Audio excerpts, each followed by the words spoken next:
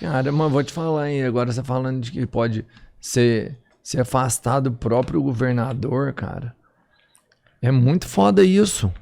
Porque vamos pensar que às vezes você tem ali vários dos personagens principais unidos, igual a gente viu descendo ali da rampa, todos eles juntos, fortes, fortalecidos, uma foto memorável. Mas você tem um governador que não compactua do sistema. E de alguma forma,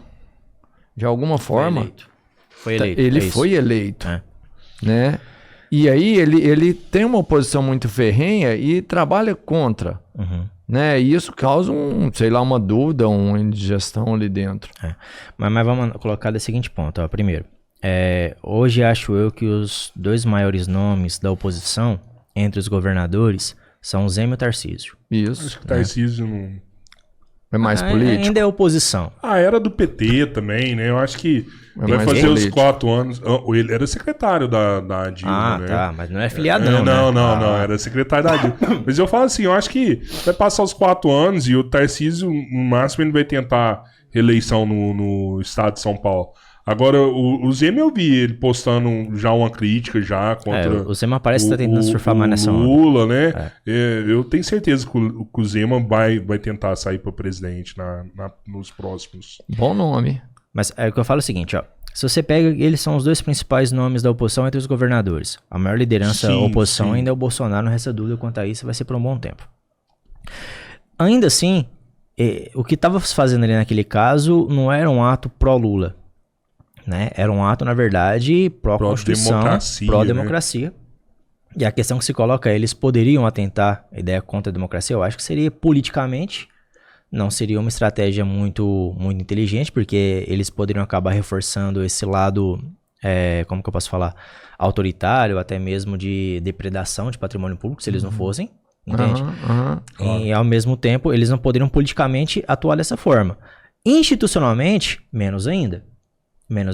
Então, quando a Constituição permite que você afaste um governador, por exemplo, não possa em hipótese alguma, porque ele é oposição a você. Em hipótese alguma isso.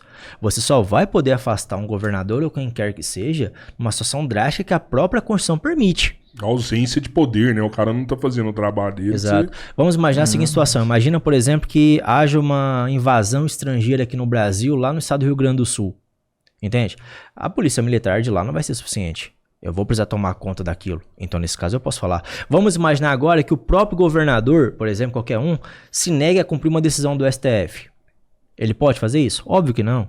Tá entendendo? Então, nesse caso aqui, aí eu legitimo você simplesmente suspender a autonomia, por exemplo, daquele estado até que você, digamos, restabeleça a ordem. Não pode ser em hipótese alguma como forma de perseguição política. Então, ainda que você pegue as duas pessoas que são mais contra você, você vai ter que mantê-los, na verdade, com urbanidade. Você vai ter que tratá-los com urbanidade. Adversário político, mas no plano da Constituição, eles vão ter o mesmo poder que cada um vai ter na sua atuação. O que a gente falou aqui é muito bem elaborado, né, cara? É que eu fico...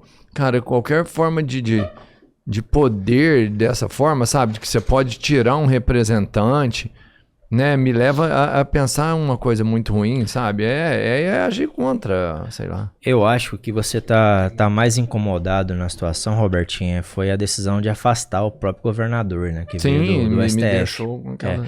Mas veja aqui que são duas questões diferentes.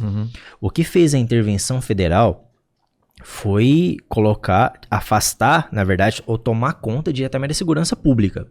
Então você tirou, por exemplo, como é que chama? Esqueci o nome do cara. O Anderson Torres, colocou alguém que era braço direito do Flávio Dino, entende? Que deveria agora obediência diretamente ao presidente. Sim. Então o cara que tá lá, o Ricardo Capelli, se eu não estou enganado, o Ricardo Capelli que tá lá agora, ele deve obediência diretamente ao presidente. Essa é a situação. Ponto 1. Outro ponto, no entanto, e aqui é um pouco diferente, foi a decisão de afastar o próprio governador. Porque isso que não tem nada a ver com a intervenção federal. Entende? Isso aqui foi uma decisão do próprio Alexandre de Moraes. E isso aqui é bastante criticável. Porque olha só, primeiro, quando você fala em crime, antes de 2008, você tinha uma situação que ela era binária. O que é isso? Se você cometeu o crime, você vai responder em liberdade, você vai responder preso preventivamente. Binário por isso, ou preso ou em liberdade. Agora você tem aquilo que é chamado de medida cautelar diversa da prisão. que é isso? Para que você não tenha que ser preso, eu posso colocar, por exemplo, uma tornozeleira eletrônica em você. Para que você não tenha que ser preso, eu posso colocar, por exemplo, que você não possa sair de casa durante a semana, só o final de semana, você não pode sair final de semana. Para você não ter que ser preso, eu posso colocar que você saia do seu cargo se você usou o seu cargo para cometer o crime. Tá entendendo isso? Então, isso é chamado de medida cautelar diversa da prisão. Você tem vários precedentes no sentido de que você pode determinar a medida cautelar diversa da prisão. Tá? Para governadores, inclusive, sem ter que ter autorização da Assembleia Legislativa. Qual que é o problema dessa decisão do Ibanez? Primeiro, ela foi meio que de ofício. Isso aqui você não poderia fazer.